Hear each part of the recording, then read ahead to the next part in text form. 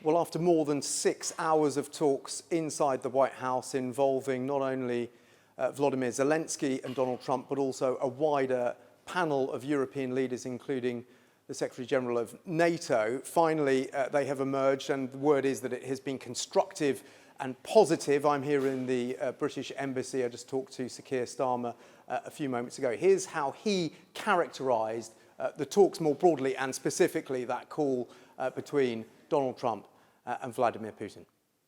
An obvious question, I suppose, but just give us a sense of how Donald Trump characterised that phone call with Vladimir Putin, and what was Donald Trump's demeanour as well?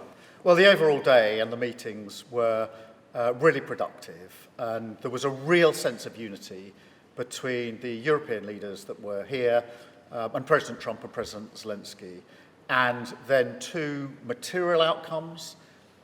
Firstly, on security guarantees, this is a really central issue, and out of today, all the teams are working together on security guarantees. So that's the Coalition of the Willing, where we've already got 30 countries now working with the US, and we've tasked our teams to do the detail on that security guarantee over the course of coming days. So really a real sense of urgency there.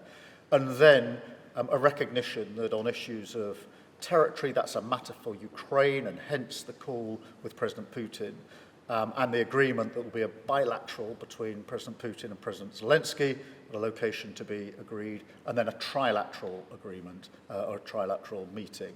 These were both the outcomes that we, the United Kingdom, wanted from today, really important to Ukraine, to Europe, but also to everybody in the United Kingdom. So a lot of careful planning going into a good and constructive meeting today, and that real sense of unity, which was absolutely clear in the meetings. Can you just give me a bit of colour on how he characterised that call?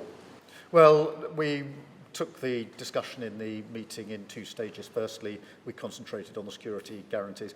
Real agreement there.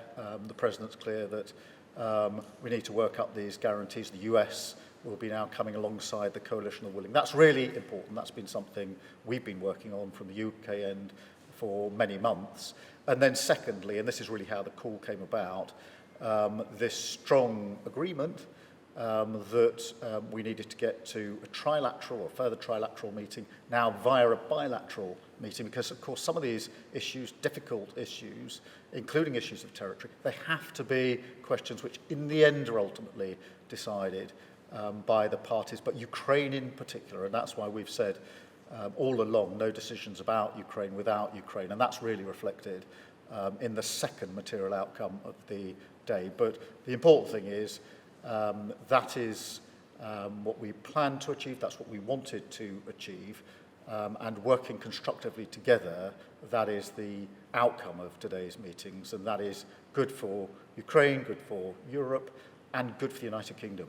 So there's still no specifics on when this bilateral meeting will take place or where. There is some speculation it may be in Europe, but that then will be followed by a trilateral meeting sort of chaired by the US President, who is convinced that this is going to result in some sort of peace deal. One of the key takeaways from today, I suppose, is a broad agreement on security guarantees for Ukraine. We still haven't got into the specifics of quite how that's going to work, but also an acknowledgement that any decisions on territorial ceding of land is going to have to be made by Volodymyr Zelensky and the Ukrainians. It won't be imposed upon them by Vladimir Putin.